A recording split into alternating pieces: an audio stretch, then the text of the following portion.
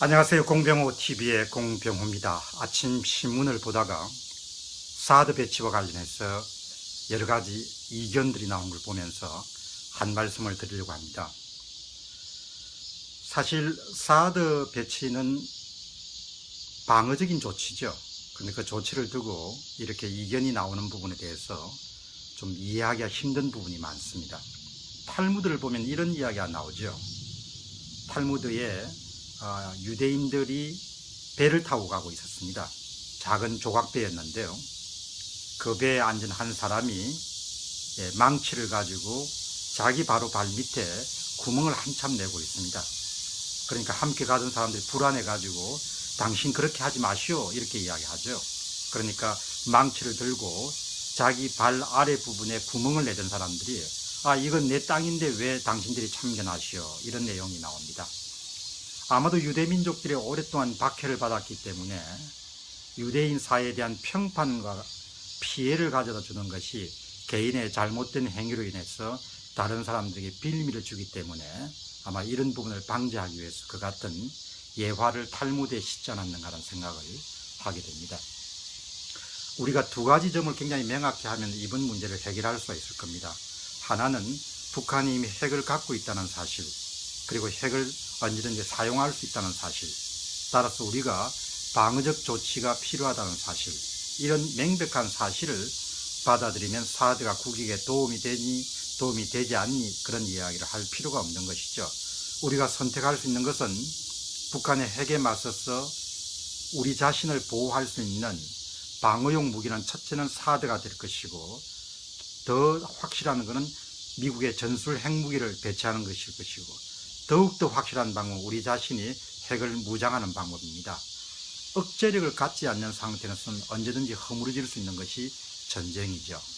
그런데 최근에 일부 국회의원들이 중국을 방문해서 중국과 협의를 하겠다든지, 또 일부 정치인이 사드는 국익에 도움이 되지 않는다든지, 또 과거에 통일부 장관을 지내신 나이가 좀 드신 분들이 인민일보에 글을 기고하는 걸 보면서 저는 그런 생각을 해봅니다. 우리 사이에 이견이 있더라도 우리 내부에서 해결이 가능하지 않겠느냐.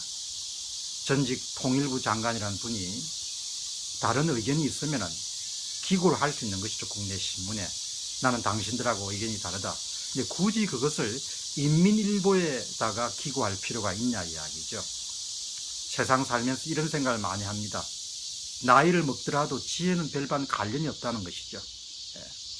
자신의 삶은 얼마 남지 않았을지 모르지만 이 땅에 수많은 사람들이, 후손들이 살아가야 되기 때문에 가능한 국론을 의도적으로 분산시키거나 분열시키는 행위에 전직 광료가 또 나이가 드신 분이 참여하는 것은 그렇게 볼상이 좋지 않은 그런 이야기라고 봅니다.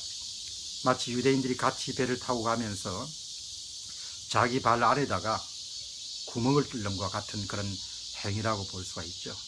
우리 역사에서도 항상 강대국에 빌붙어서 자신의 영리와 사익을 추구했던 사람들이 굉장히 많았던 역사입니다.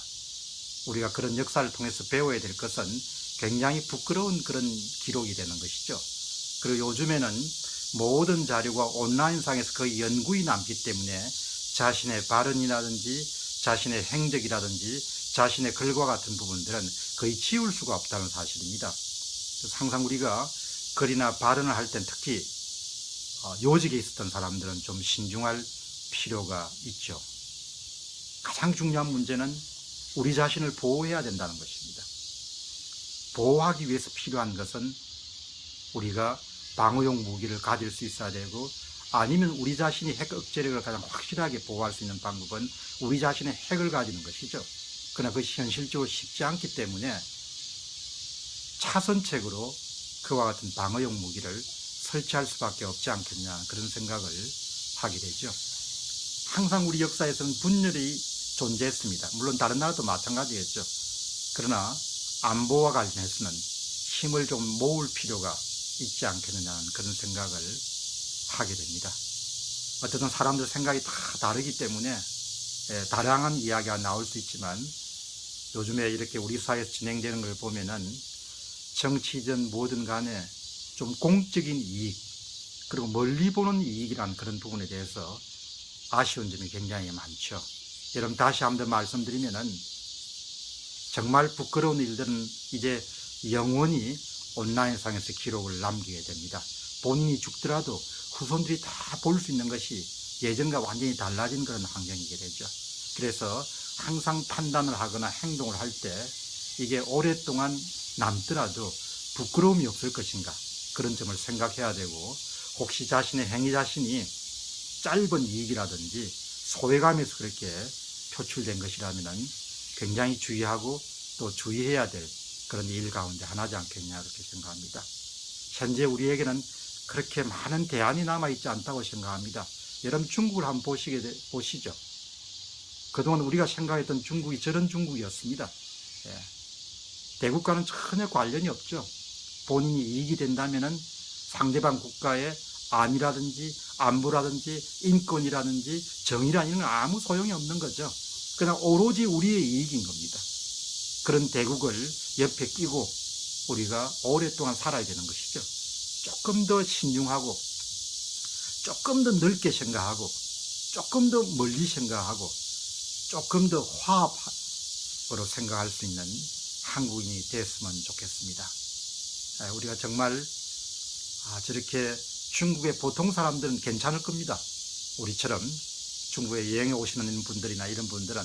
그러나 중국의 당국자들은 정말 자국중심주의, 자국우위, 이런 부분들이 너무나 확고하죠.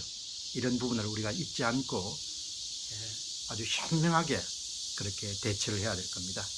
어떻든 사드는 국외에 도움이 되지 않는다든지, 중국에 쫓아가서 의논을 해보겠다든지, 중국에 글을 기고하겠다든지, 이런 건 정말 철이 들지 않은 행동이라고 봅니다. 우리끼리 의견은 우리 안에서 해결할 수 있도록 해야 될 것입니다. 공병호TV의 공병호였습니다. 여러분, 정말 감사합니다.